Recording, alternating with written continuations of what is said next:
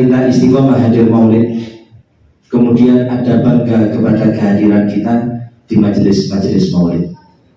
Seorang ulama tersebut mengatakan untuk menasihati kita, menegur kepada kita, walain madahtu Muhammadan bi qasidati, ketika aku memuji Nabi Muhammad dengan sebuah pujian, aku bikin sebuah syair untuk memuji Nabi Muhammad, hakikatnya adalah walaqad madahtu qasidati bi Muhammadi, Nabi Muhammad bukan saya puji, tapi hakikatnya adalah syairan tersebut, puisi tersebut, karya tersebut saya puji dengan sebutan nama Muhammad Sallallahu Alaihi Wasallam. Saat teman nih, sebenarnya kulo jangan hadir hari ini. Siapa yang gak maksiat kepada Allah Subhanahu Wa Taala? Mulai isu sampai sakurungi hadir, siapa yang gak maksiat kepada Allah Subhanahu Wa Taala? Ada mungkin, cuman sedikit di antara kita atau di antara siapapun. Tapi dengan maksiat yang begitu banyak, diakui gak diakui, kita pasti ada maksiat. Lihat kemuliaan Allah kepada kita, kemurahan Allah kepada kita, tetap diundang hadir, digerakkan hatinya untuk ikut satu majelis yang di situ untuk memuji Nabi Muhammad Sallallahu Alaihi Wasallam. Coba bahasa ya Allah, sing muji ini orang-orang berdosa. Yang memuji Nabi Muhammad ini orang-orang yang masih tiap harinya berlumuran dosa. Tapi sekali lagi, ini semuanya adalah rahmat dari Allah Subhanahu Wa Taala kepada kita, mengingatkan kita supaya satu, la tainas, ojo sampai ono putus asa, supaya kita nggak putus asa dari rahmatnya Allah. Mahmakan nanti maksiat yang kita lakukan apapun, tetap perbuatan baik, majelis sing api, kumpul dengan orang soleh, itu jangan sampai ditinggalkan. Maka dari itu ketika menceritakan sejarah seorang ulama, ketika menceritakan sejarah seorang nabi, hadirkan hati kita di situ supaya kita bisa merasakan apa yang beliau lakukan, supaya kita bisa tahu apa yang beliau korbankan untuk umat ini. Dalam satu Al-Quran surat An-Nasr, idza jaa nasrullahi wal fath wa ra'aitan nasa yadkhuluna fi dinillahi afwaja fasabbih bihamdi rabbika wastaghfir innahu kana tawwaba. Ini adalah salah satu ayat atau salah satu surat yang ada hubungannya ataupun kaitannya dengan surat Al-Fatih. Inna fatahna laka fatham mubina liyaghfira lakallahu ma taqaddama min dzambika wa ma ta'akhkhara. Ketika itu tahun 9 Hijriah, tahun 9 ketika Rasulullah berada di kota Mekah, akan melaksanakan satu ibadah yang agung, yaitu ibadah haji yang diberi nama Hajjatul Wada'. Lagi takoni kanjeng Nabi haji piro? Jawabannya kanjeng Nabi haji sekali ketika di Madinah. Kanjeng Nabi haji sekali ketika di Madinah, tapi ketika Rasulullah ada di Mekah, kanjeng Nabi haji lebih dari 1 kali. Jadi ketika di Madinah Rasulullah haji sekali, yaitu Hajjatul Wada, haji perpisahan. Subhanallah, dalam khutbahnya ketika itu Rasulullah menyampaikan beberapa wasiat, beberapa pesan. Dan di antara pesannya, saya nggak hafal bahasa Arabnya, cuma kurang lebih beliau menyampaikan, la'ali, mungkin aku gak bisa ketemu ambil awakmu setelah tahun ini. Satu isyarat dari ucapan Nabi Muhammad.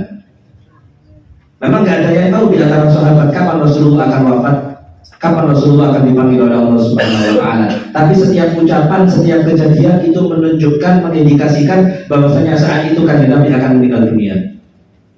Kemudian Rasulullah mengatakan dalam hadis yang begitu panjang, salah satunya tadi, bahwasanya mungkin setelah ini aku tidak akan tahu bisa bertemu dengan kalian lagi atau tidak. Bahkan ketika membahas hadis Muharram puasa Asyura, kanjeng Nabi dahulu, lain bagitu ilal qabil asumanatasi. Andai kata aku diberi umur panjang sama Allah sampai tahun depan, tanggal 9 pun aku akan puasa. Tapi tahun depan kanjeng Nabi sudah tidak ada.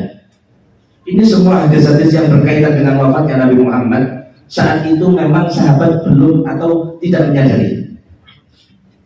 Turun ayat ketika Hajjatul Wada, Inna fatahna laka fatham mubina liyaghfira lakallahu ma taqaddama min dzambika wa ma ta'akhkhar, dan juga ayat di surat Al-Maidah ini, atmamtu wa raditu lakumul al-yawma akmaltu lakum dinakum wa atmamtu 'alaikum ni'mati wa raditu lakumul islama dinan. Ini semua ayat membahas Islam sempurna, Islam tidak ada kurangnya, Islam yang dibawa Nabi Muhammad telah selesai. Maka saat itu sahabat bergembira, sahabat senang, sumringah karena perjuangan selama 23 tahun yang mereka melihat sendiri perjuangan Nabi Muhammad. Bahkan di antara mereka ada yang selalu mengikuti bersama Nabi Muhammad. Saya ketika baca salah satunya Islam Umar, Islam Khalid bin Walid, itu rasanya awak diri itu masuk dalam hadis kullu mati yadkhulunal jannah, itu harus dalam hadis wallahi la awla wahidu min ummati finnar, kita harus ada masuk di hadis tersebut. Dan mudah-mudahan memang sama Allah ditakdir seperti itu. Dimana ketika Sayyidina Umar belum masuk Islam, Kanjeng Nabi mengatakan dalam doanya, Allahumma izzal Islam bi ahadi Umarin, ya Allah bihabir rajulain ilaik. Banyak riwayat, banyak hadis. Salah satunya, ya Allah muliakan agama Islam ini dengan salah satu dua Umar, satu Amr bin Hisham Abu Jahal, dua Umar bin Khattab. Kemudian turunlah hidayah kepada Sayyidina Umar bin Khattab. Ketika Khalid bin Walid akan masuk Islam dan Rasulullah sudah hijrah ke Madinah, saat itu Khalid bin Walid sumpah bingung, apa sing kali tak lakoni. Mekah saat ini berbeda dengan Mekah ketika Rasulullah belum ada. Akhirnya Khalid bin Walid maju mundur, aku kata Islam apa enggak. Saat datang ke kota Madinah untuk mengucapkan syahadat Islam di hadapan Nabi Muhammad, kemudian sahabat bilang kepada Khalid bin Walid, wallahi, demi Allah, awakmu Khalid wis diteni kanjeng Nabi Muhammad SAW. Rasulullah sudah menantikan Islamnya Khalid bin Walid. Enggak cukup sampai di situ, Suhail, bapaknya Abdullah sama dua sahabat adik, siapa itu? Saya lupa. Suhail, sahabat Suhail kalau nggak salah, abahnya itu orang yang paling memusuhi kanjeng Nabi SAW. Ketika kanjeng Nabi atau anak-anaknya masuk Islam dan banyak di situ orang yang masuk Islam, Suhail tetap gak mau masuk Islam. Tapi kanjeng Nabi mengatakan, mudah-mudahan Suhail kelak nanti akan menjadi orang yang berjasa dalam agama Islam. Ternyata Allah takdirkan dalam ucapannya sabdanya Nabi Muhammad. Rasulullah wafat, orang Mekah banyak yang murtad, banyak yang keluar dari agama Islam. Kemudian Suhail, beliau berdiri di samping Ka'bah dan beliau teriak mengatakan, kalau kalian Islamnya karena menyembah Muhammad, maka Islam kalian selesai. Tapi kalau kalian Islamnya karena cinta kepada Muhammad, tetap ada Rasulullah, gak ada Rasulullah, maka tetap Islam harus tambah kuat dengan wafatnya Nabi SAW. Melihat ucapan itu, kalau saya nggak salah Abdullah bin Suhail yang sampai nangis, dan beliau mengatakan betul yang disabdakan kanjeng Nabi Muhammad SAW. Nggak cukup sampai di situ, banyak hadis yang menceritakan bagaimana dulunya kanjeng Nabi berdoa A, B, C, tapi semuanya dikabulkan. Imma setelah kanjeng Nabi meninggal dunia atau ketika kanjeng Nabi masih hidup. Maka dari itu ucapan tentang hadis bahwasanya aku ingin umatku kabeh masuk surga. Kullu ummati yadkhuluna jannah. Kabeh umatku masuk surga. Mudah-mudahan kita termasuk yang ada dalam hadis tersebut.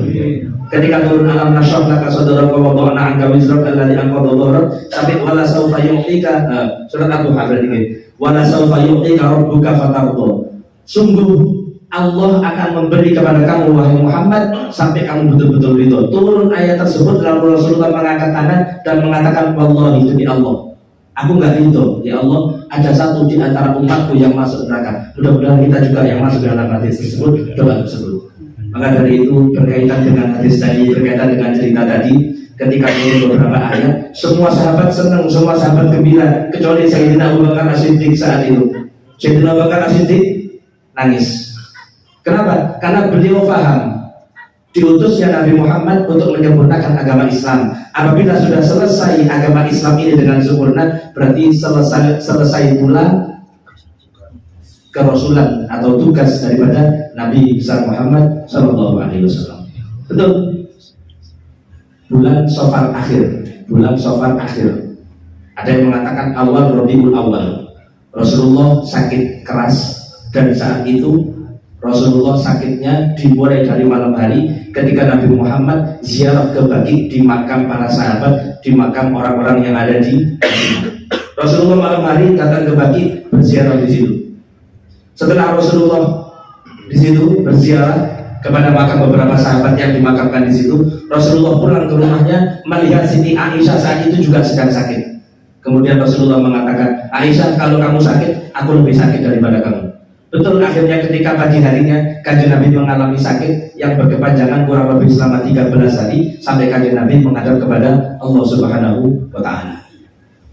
Tapi di titik akhir, ketika Kanjeng Nabi sudah sakit tanggal 12 Rabiul Awal, hari Senin atau mungkin sehari sebelumnya, saat itu Rasulullah sudah gak kuat lagi, bahkan Rasulullah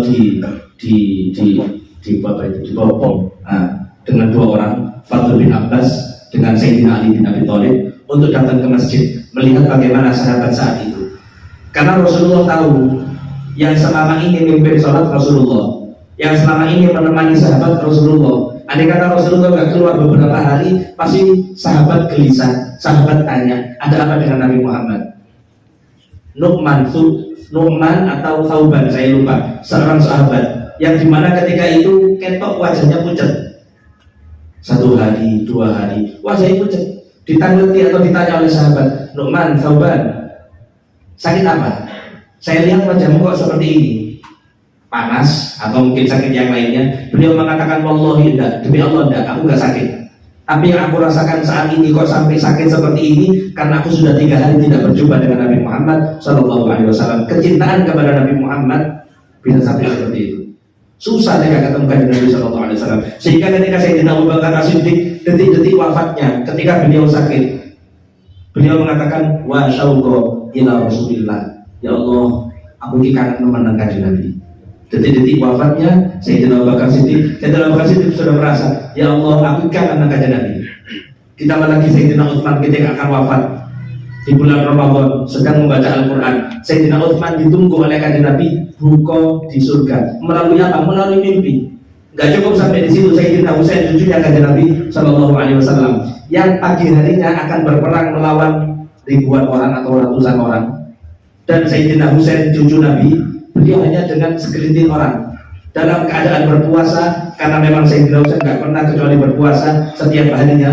Kemudian Sayyidina Husain di malam hari mimpi ketemu datuknya, Husain, besok buka sama saya, cara bahasa besok buka sama kakek. Dikasih tahu oleh Nabi Muhammad.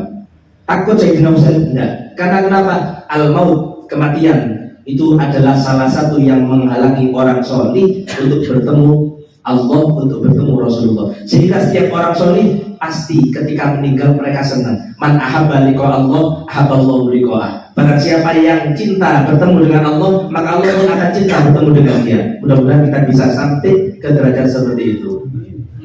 Ini sahabat tadi, ketika Rasulullah sudah sakit, kemudian Rasulullah mengatakan, Abu Bakar suruh jadi imam. Abu Bakar suruh jadi imam. Kemudian Sayyidah Aisyah berkata kepada Nabi Muhammad, kajian Nabi, Abu Bakar ini orangnya halus, Abu Bakar ini orangnya lembut, Abu Bakar ini orangnya gak kuatan, nangisan, tersentuh kalau baca Al-Quran pasti nangis. Gimana engkau menyuruh beliau untuk jadi imam? Kemudian kajian Nabi mengatakan, wallahi, gak ada orang yang suka seandainya Abu Bakar menjadi imam. Karena kenapa? Mereka melihat kelemahan pada diri Abu Bakar. Maka ketika aku suruh Abu Bakar menjadi imam, aku ingin menghilangkan praduga-praduga daripada orang-orang tadi itu. Pembelaan kecintaan kanjeng Nabi kepada Sayyidina Abu Bakar As-Siddiq. Bahkan Sayyidina Umar ketika ditanya, Umar, apa yang kamu gak bisa menyamai daripada amalnya Abu Bakar As-Siddiq? Kemudian Sayyidina Umar mengatakan, 3 hari yang dialami Sayyidina Abu Bakar itu tidak akan bisa Umar menandingi ibadah seumur hidup.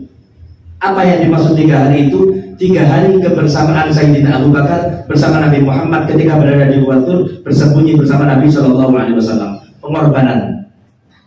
unta disiapkan oleh Sayyidina Abu Bakar. Rasulullah dengan hijrah, Rasulullah masih gak ngajak orang. Rasulullah gak mengindikasikan aku hijrah sama fulan, aku berangkat sama fulan, aku berangkat dengan siapa, aku berangkat mulai kapan, tidak ada. Tapi Sayyidina Abu Bakar dengan penuh harap, beliau siapkan 2 unta, 2 kendaraan saat itu.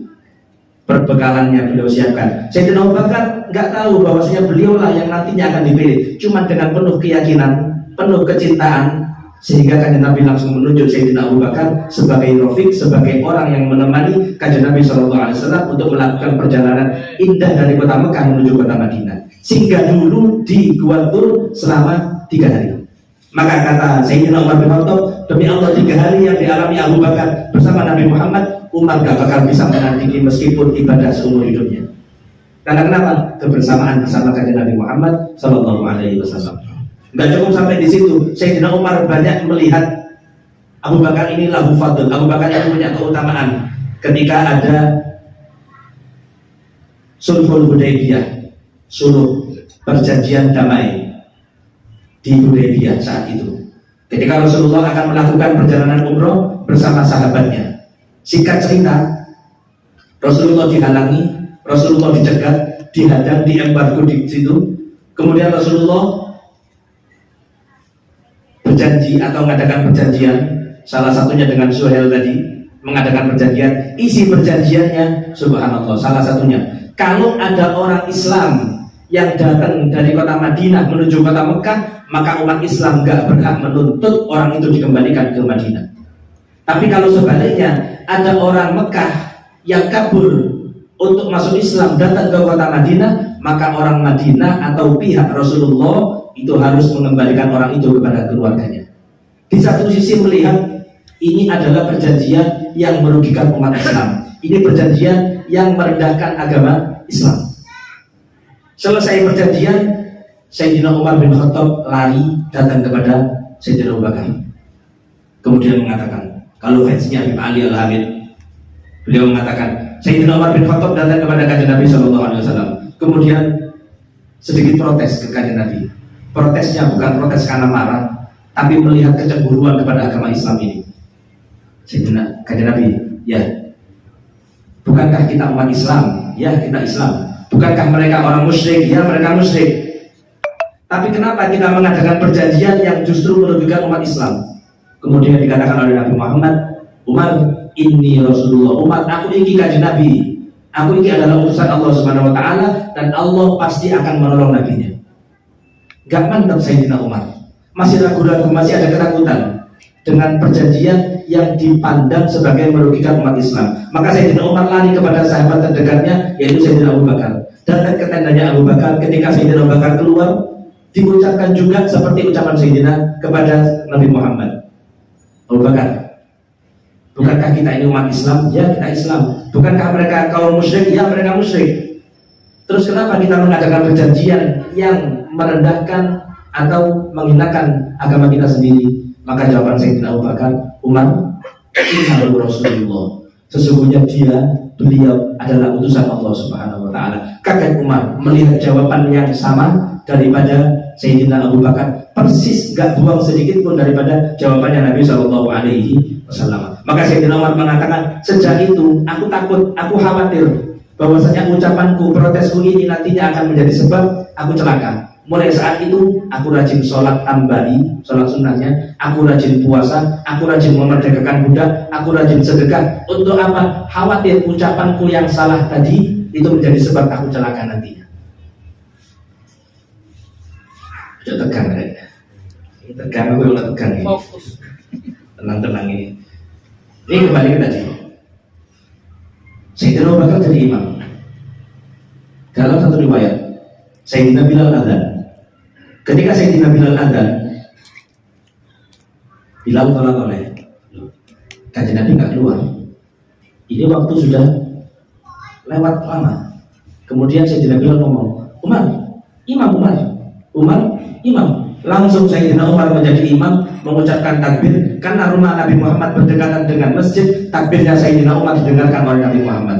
Rasulullah yang sakit saat itu langsung berdiri, langsung manggil kepada sahabat, Umar, ojo kawan jadi imam. Umar jangan suruh untuk menjadi imam. Selesai sholat, Sayyidina Bilal dimarahi oleh Sayyidina Umar, dan Sayyidina Umar mengatakan, wahai ya Bilal, celaka kamu wahai Bilal. Aku kira kamu menyuruhku itu karena kamu disuruh Nabi Muhammad SAW. Tahu Sayyidina Umar bahwasanya orang yang dikehendaki untuk menjadi penggantinya, untuk menjadi penerusnya adalah Sayyidina Abu Bakar Siddiq radhiyallahu taala anhu. Dan di pada saatnya ketika Rasulullah sudah detik-detik sakit di pangkuan Siti Aisyah. Rasulullah ada di pangkuan Siti Aisyah, kemudian masuk di kamar Siti Aisyah atau di rumah Siti Aisyah, satu sahabat yang dalam kitab tidak disebutkan namanya, ada yang mengatakan itu Sayyidina Ali sedang membawa siwak di tangannya. Rasulullah hanya bisa melirik, ucapan sudah berat, badan sudah gak kuat. Rasulullah melihat siwak yang dipegang oleh Imam Ali radhiyallahu anhu. Kemudian dengan kecerdasan yang dimiliki oleh Siti Aisyah, dipanggillah Sayyidina Ali. Wahai Imam Ali, saya minta siwak ini dengan, saya minta siwak Anda. Kemudian diberikan siwaknya Sayyidina Ali. Dilihat siwak ini kering. Kalau kita bicara syariat, kita bicara sunnah, maka siwak itu dibasahi dulu, seperti jenengan lekatnya sikatan pasti kumur-kumur ambil membasahi sikat gigi. Dibasahi siwaknya Sayyidina Ali dengan apa? Dengan air ludahnya Siti Aisyah, dimasukkan ke mulutnya Siti Aisyah. Setelah basah lunak, kemudian dimasukkan ke mulut Nabi SAW. Sehingga dalam sejarah dikatakan istri yang di antara istri yang bangga dengan Nabi Muhammad daripada istri-istri yang lain adalah Siti Aisyah. Karena kenapa? Akhir hayatnya Nabi Muhammad, air liurnya itu bercampur dengan air liurnya Nabi SAW. Disiwakan kepada kanjeng Nabi SAW. Kemudian Rasulullah saat itu langsung beliau meninggal dunia. Tapi sebelum meninggal dunia beliau mengatakan Ar-Rafiq Al-A'la, Ar-Rafiq Al-A'la, Ar-Rafiq Al-A'la. Rafiq A'la artinya surga. Ya Allah, aku milih surga. Ya Allah, aku milih surga. Datang malaikat, 3 malaikat yang datang, malaikat Jibril, malaikat Israfil, dan malaikat Israil, yang datang untuk mencabut ruhnya Nabi SAW saat itu. Meninggal tepat pagi di hari Senin, dan saat itu langsung para sahabat saat itu menunggu di depan rumahnya kanjeng Nabi SAW.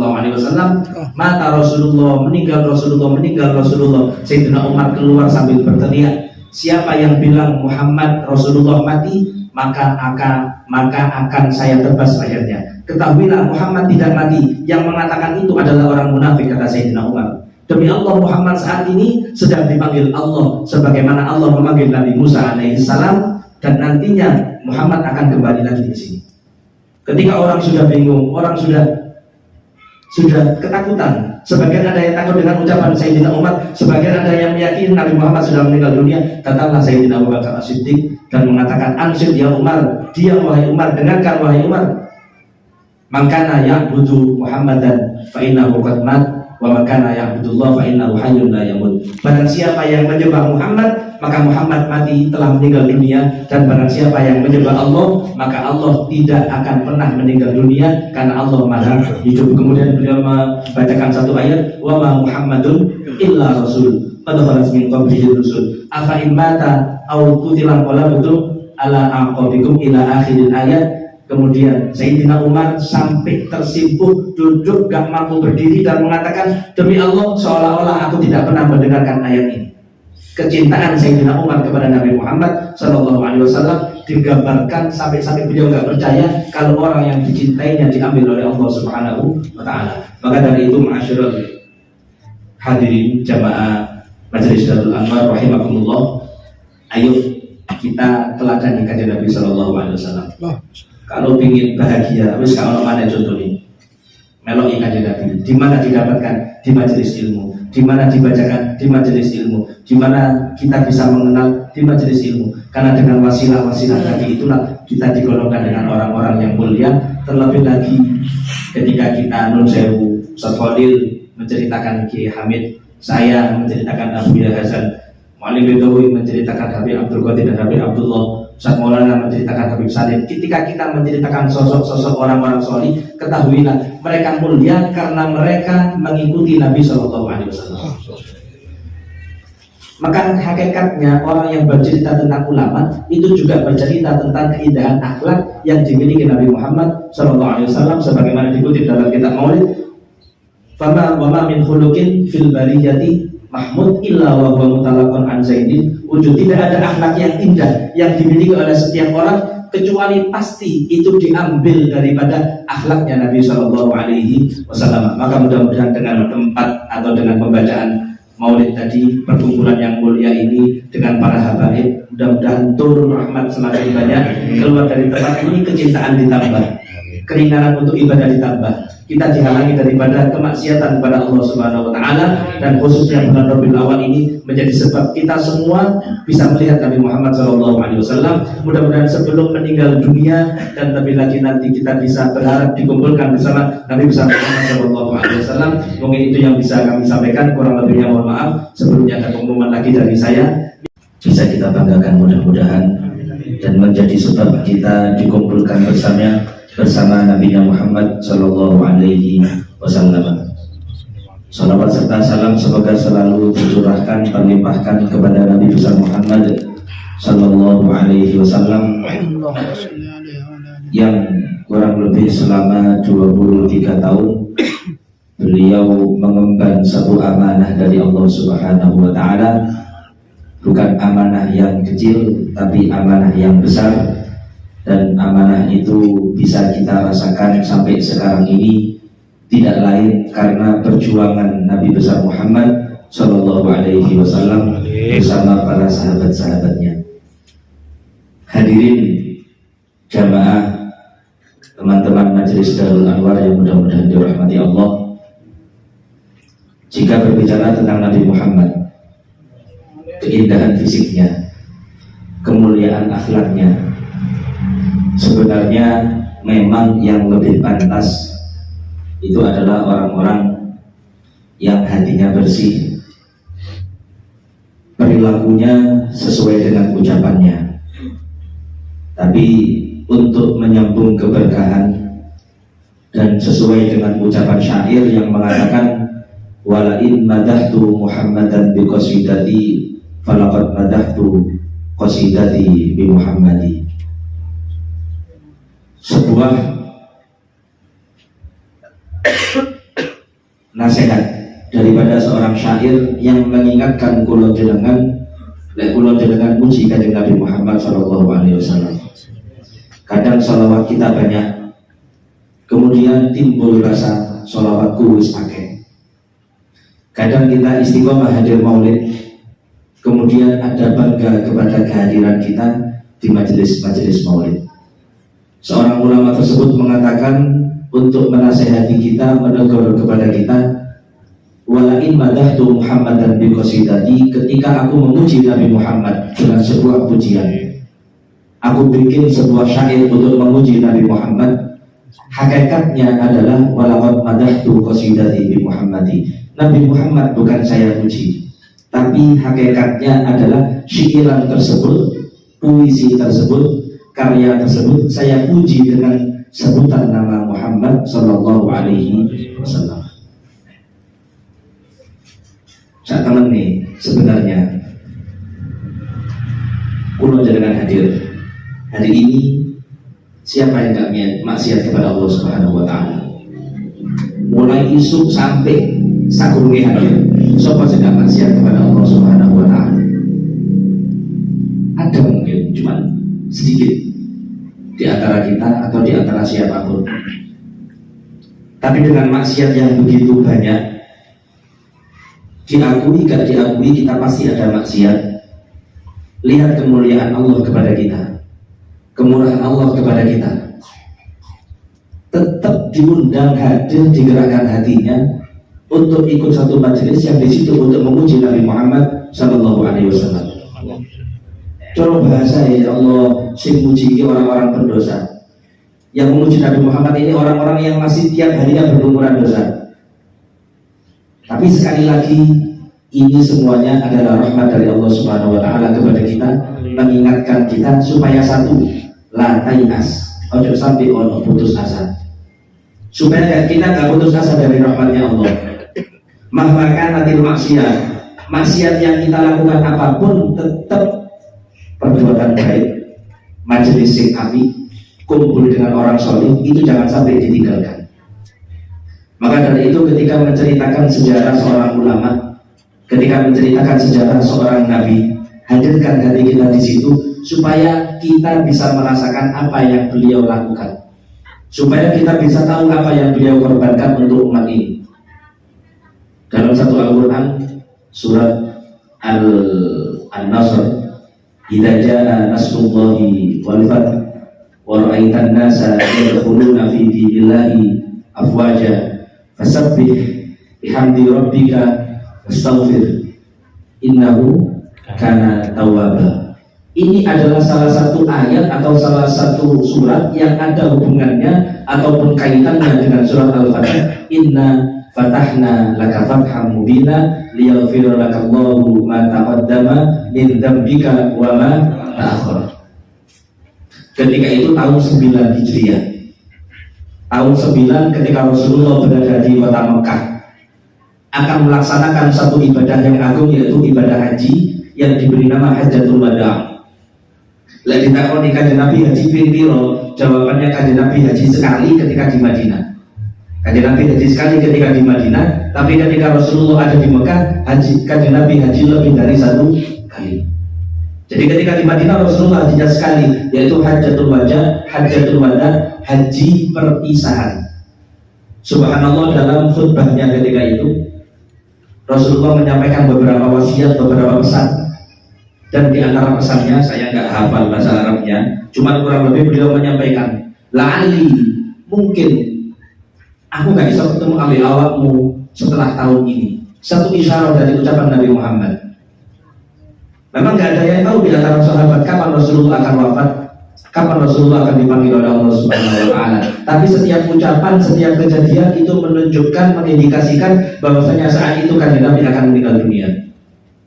Kemudian Rasulullah mengatakan dalam hadis yang begitu panjang, salah satunya tadi, bahwasanya mungkin setelah ini aku tidak akan tahu bisa bertemu dengan kalian lagi atau tidak. Bahkan ketika membahas hadis Muharram puasa Asyura, kajian Nabi dahulu, lain bagi itu ilal qabil asuman atasi. Andai kata aku diberi umur panjang sama Allah sampai tahun depan, tanggal 9 pun aku akan puasa. Tapi tahun depan kajian Nabi sudah tidak ada. Ini semua hadis-hadis yang berkaitan dengan wafatnya Nabi Muhammad. Saat itu memang sahabat belum atau tidak menyadari. Turun ayat ketika Hajjatul Wada, inna fatahna laka fatham mubina liyaghfira lakallahu ma taqaddama min dzambika wa ma ta'akhkhar. Dan juga ayat di surat Al-Maidah itu, atmamtu raditu lakumul islam al-yawma akmaltu lakum dinakum wa atmamtu alaikum ni'mati wa raditu lakumul islam dinan. Ini semua ayat membahas Islam sempurna, Islam tidak ada kurangnya. Islam yang dibawa Nabi Muhammad telah selesai. Maka saat itu sahabat bergembira, sahabat senang, sumringah karena perjuangan selama 23 tahun yang mereka melihat sendiri perjuangan Nabi Muhammad. Bahkan di antara mereka ada yang selalu mengikuti bersama Nabi Muhammad.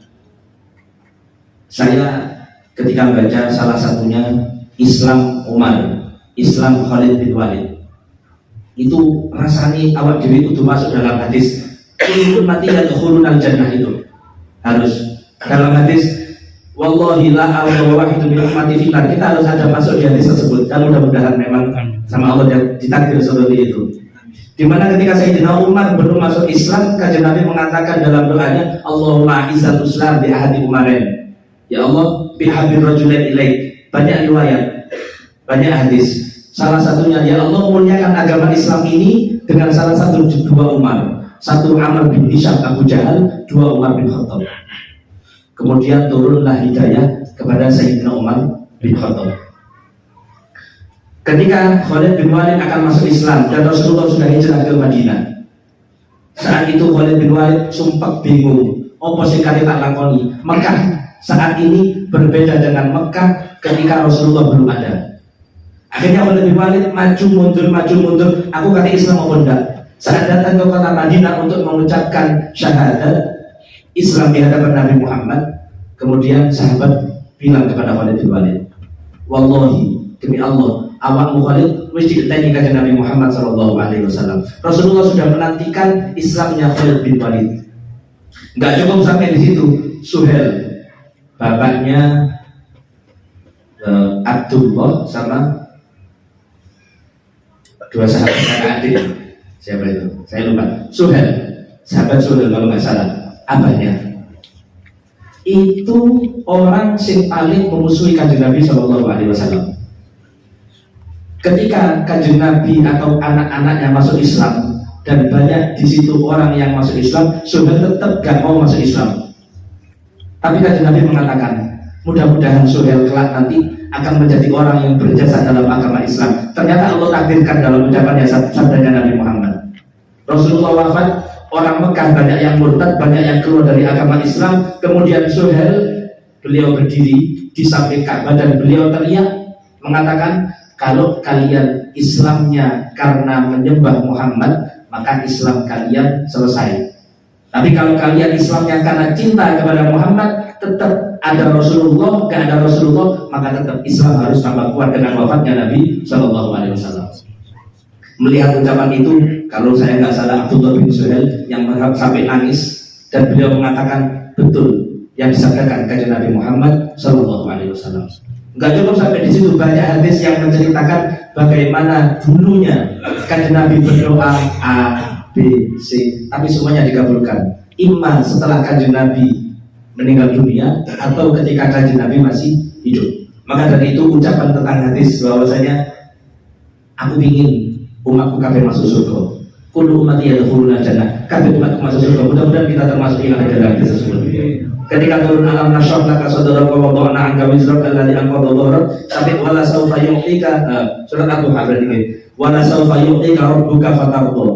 Sungguh Allah akan memberi kepada kamu wahai Muhammad sampai kamu betul-betul ridho. Turun ayat tersebut lalu Rasulullah mengangkat tangan dan mengatakan wallahi demi Allah, aku nggak ridho ya Allah ada satu di antara umatku yang masuk neraka. Mudah-mudahan kita juga yang masuk dalam hadis tersebut, doa tersebut.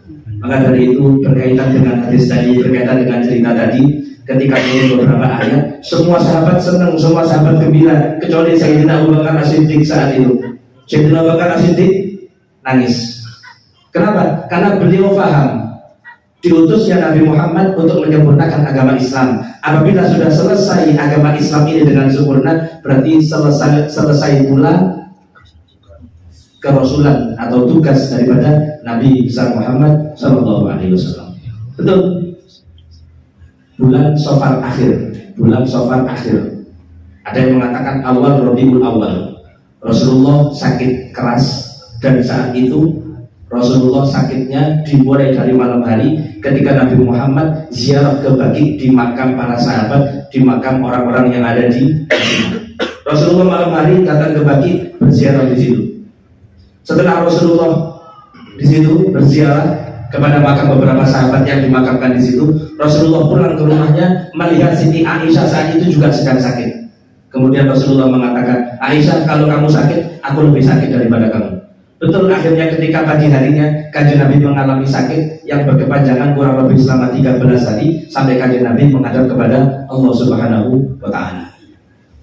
Tapi di titik akhir ketika kanjeng Nabi sudah sakit tanggal 12 Rabiul Awal, hari Senin atau mungkin sehari sebelumnya, saat itu Rasulullah sudah gak kuat lagi, bahkan Rasulullah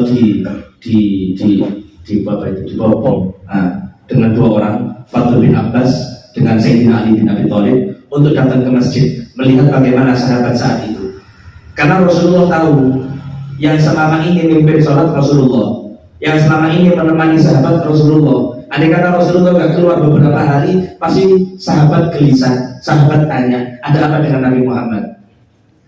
Nu'man atau Thauban, saya lupa, seorang sahabat yang dimana ketika itu ketok wajahnya pucat. 1 hari, 2 hari, wajahnya pucat. Ditangleti atau ditanya oleh sahabat, Nu'man, Thauban, sakit apa? Saya lihat wajahmu kok seperti ini, panas atau mungkin sakit yang lainnya. Beliau mengatakan wallahi enggak, demi Allah enggak, aku enggak sakit. Tapi yang aku rasakan saat ini kok sampai sakit seperti ini karena aku sudah 3 hari tidak berjumpa dengan Nabi Muhammad Sallallahu Alaihi Wasallam. Kecintaan kepada Nabi Muhammad bisa sampai seperti itu. Susah mereka ketemu kanjeng Nabi Shallallahu Alaihi Wasallam. Sehingga ketika Sayyidina Abu Bakar As-Siddiq detik-detik wafatnya, ketika beliau sakit, beliau mengatakan, wa syauqa ila Rasulillah. Ya Allah, aku ini kangen menang kanjeng Nabi. Detik-detik wafatnya Sayyidina Abu Bakar Siddiq, Sayyidina Abu Bakar Siddiq sudah merasa, ya Allah, aku kangen menang kanjeng Nabi. Ditambah lagi Sayyidina Utsman ketika akan wafat di bulan Ramadan sedang membaca Al-Quran. Sayyidina Utsman ditunggu oleh kanjeng Nabi buka di surga. Melalui apa? Melalui mimpi. Gak cukup sampai di situ, Sayyidina Husain cucunya kanjeng Nabi Shallallahu Alaihi Wasallam yang pagi harinya akan berperang melawan ribuan orang atau ratusan orang. Dan Sayyidina Husain cucu Nabi, beliau hanya dengan segelintir orang dalam keadaan berpuasa, karena memang Sayyidina Husain gak pernah kecuali berpuasa setiap harinya. Kemudian Sayyidina Husain di malam hari mimpi ketemu datuknya, Husain, besok buka sama saya, cara bahasa saya, besok buka sama kakek. Dikasih tahu oleh Nabi Muhammad. Takut Sayyidina Husain? Enggak. Karena kenapa?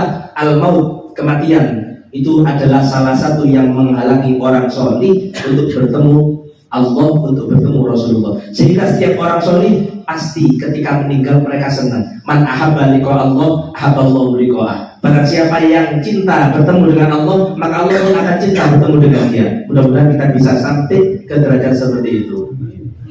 Ini sahabat tadi, ketika Rasulullah sudah sakit, kemudian Rasulullah mengatakan, Abu Bakar suruh jadi imam. Abu Bakar suruh jadi imam. Kemudian Sayyidah Aisyah berkata kepada Nabi Muhammad, kanjeng Nabi, Abu Bakar ini orangnya halus, Abu Bakar ini orangnya lembut, Abu Bakar ini orangnya ada kekuatan, nangisan, tersentuh kalau baca Al-Quran pasti nangis. Gimana engkau menyuruh beliau untuk jadi imam? Kemudian kanjeng Nabi mengatakan, wallahi, gak ada orang yang suka seandainya Abu Bakar menjadi imam. Karena kenapa? Mereka melihat kelemahan pada diri Abu Bakar. Maka ketika aku suruh Abu Bakar menjadi imam, aku ingin menghilangkan praduga-praduga daripada orang-orang tadi itu. Pembelaan, kecintaan kanjeng Nabi kepada Sayyidina Abu Bakar As-Siddiq. Bahkan Sayyidina Umar ketika ditanya, Umar, apa yang kamu gak bisa menyamai daripada amalnya Abu Bakar As-Siddiq? Kemudian Sayyidina Umar mengatakan, 3 hari yang dialami Sayyidina Abu Bakar itu tidak akan bisa Umar menandingi ibadah seumur hidup. Apa yang dimaksud 3 hari itu? 3 hari kebersamaan Sayyidina Abu Bakar bersama Nabi Muhammad ketika berada di Gua Thur, bersembunyi bersama Nabi Shallallahu Alaihi Wasallam. Pengorbanan. Unta disiapkan oleh Sayyidina Abu Bakar. Rasulullah dengan hijrah, Rasulullah masih gak ngajak orang. Rasulullah gak mengindikasikan aku hijrah sama fulan, aku berangkat sama fulan, aku berangkat dengan siapa, aku berangkat mulai kapan. Tidak ada. Tapi Sayyidina Abu Bakar dengan penuh harap, beliau siapkan 2 unta, 2 kendaraan saat itu.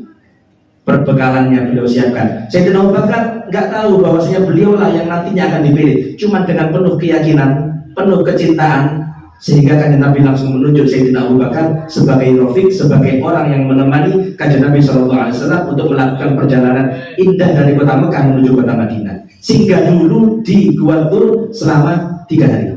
Maka kata Sayyidina Umar bin Khattab, demi Allah 3 hari yang dialami Abu Bakar bersama Nabi Muhammad, Umar gak bakal bisa menandingi meskipun ibadah seumur hidupnya. Karena kenapa? Kebersamaan bersama kanjeng Nabi Muhammad Sallallahu Alaihi Wasallam. Gak cukup sampai di situ. Sayyidina Umar banyak melihat Abu Bakar ini lahu fadl. Abu Bakar yang punya keutamaan. Ketika ada Sulhul Hudaybiyah, suluh perjanjian damai di Hudaybiyah saat itu.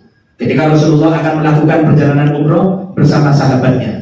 Singkat cerita, Rasulullah dihalangi, Rasulullah dicegat, dihadang, diembargo di situ. Kemudian Rasulullah berjanji atau mengadakan perjanjian, salah satunya dengan Suhail tadi, mengadakan perjanjian. Isi perjanjiannya, subhanallah, salah satunya, kalau ada orang Islam yang datang dari kota Madinah menuju kota Mekah, maka umat Islam gak berhak menuntut orang itu dikembalikan ke Madinah. Tapi kalau sebaliknya, ada orang Mekah yang kabur untuk masuk Islam datang ke kota Madinah, maka orang Madinah atau pihak Rasulullah itu harus mengembalikan orang itu kepada keluarganya. Di satu sisi melihat ini adalah perjanjian yang merugikan umat Islam, ini perjanjian yang merendahkan agama Islam.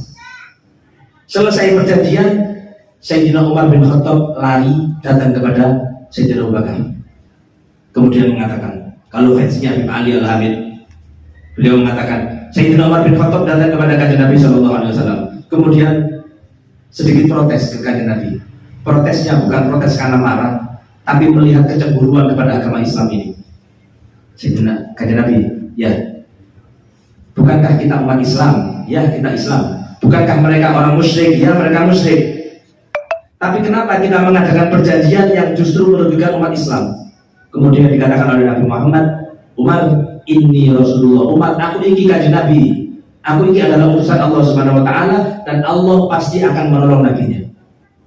Gak mantap Sayyidina Umar. Masih ragu-ragu, masih ada ketakutan dengan perjanjian yang dipandang sebagai merugikan umat Islam. Maka Sayyidina Umar lari kepada sahabat terdekatnya, yaitu Sayyidina Abu Bakar. Datang ke tendanya Abu Bakar. Ketika Sayyidina Abu Bakar keluar, diucapkan juga seperti ucapan Sayyidina kepada Nabi Muhammad. Abu Bakar, bukankah kita ini umat Islam? Ya, kita Islam. Bukankah mereka kaum musyrik? Ya, mereka musyrik. Terus kenapa kita mengadakan perjanjian yang merendahkan atau menghinakan agama kita sendiri? Maka jawaban Sayyidina Abu Bakar, Umar, innahu Rasulullah. Sesungguhnya beliau adalah utusan Allah Subhanahu Wa Taala. Kaget Umar melihat jawaban yang sama daripada Sayyidina Abu Bakar, persis gak buang sedikit pun daripada jawabannya Nabi Shallallahu Alaihi Wasallam. Maka Sayyidina Umar mengatakan, sejak itu aku takut, aku khawatir bahwasanya ucapanku, protesku ini nantinya akan menjadi sebab aku celaka. Mulai saat itu aku rajin sholat tambahi, sholat sunnahnya, aku rajin puasa, aku rajin memerdekakan budak, aku rajin sedekah. Untuk apa? Khawatir ucapanku yang salah tadi itu menjadi sebab aku celaka nantinya. Jangan tegang ya. Ini tegang, aku udah tegang ini. Fokus. Tenang-tenang ini. Ini kembali ke tadi. Sayyidina Abu Bakar jadi imam. Dalam satu riwayat, Sayyidina Bilal adzan. Ketika Sayyidina Bilal adzan, Bilal tolak oleh Kanjeng Nabi nggak keluar. Ini waktu sudah lewat lama. Kemudian Sayyidina Bilal ngomong, Umar, imam. Langsung Sayyidina Umar menjadi imam, mengucapkan takbir. Karena rumah Nabi Muhammad berdekatan dengan masjid, takbirnya Sayyidina Umar didengarkan oleh Nabi Muhammad. Rasulullah yang sakit saat itu langsung berdiri, langsung manggil kepada sahabat, Umar, ojo pokok jadi imam. Umar jangan suruh untuk menjadi imam. Selesai sholat, Sayyidina Bilal dimarahi oleh Sayyidina Umar, dan Sayyidina Umar mengatakan, waihak ya Bilal, celaka kamu wahai Bilal. Aku kira kamu menyuruhku itu karena kamu disuruh Nabi Muhammad Shallallahu Alaihi Wasallam. Tahu Sayyidina Umar bahwasanya orang yang dikehendaki untuk menjadi penggantinya, untuk menjadi penerusnya adalah Sayyidina Abu Bakar Siddiq radhiyallahu taala anhu. Dan di pada saatnya ketika Rasulullah sudah detik-detik sakit di pangkuan Siti Aisyah. Rasulullah ada di pangkuan Siti Aisyah, kemudian masuk di kamar Siti Aisyah atau di rumah Siti Aisyah, satu sahabat yang dalam kitab tidak disebutkan namanya, ada yang mengatakan itu Sayyidina Ali sedang membawa siwak di tangannya. Rasulullah hanya bisa melirik, ucapan sudah berat, badan sudah gak kuat. Rasulullah melihat siwak yang dipegang oleh Imam Ali radhiyallahu anhu. Kemudian dengan kecerdasan yang dimiliki oleh Siti Aisyah, dipanggillah Sayyidina Ali. Wahai Imam Ali, saya minta siwak jenengan, saya minta siwak Anda. Kemudian diberikan siwaknya Sayyidina Ali. Dilihat siwak ini kering. Kalau kita bicara syariat, kita bicara sunnah, maka siwak itu dibasahi dulu. Seperti jenengan lekatnya sikatan pasti kumur-kumur, ambil membasahi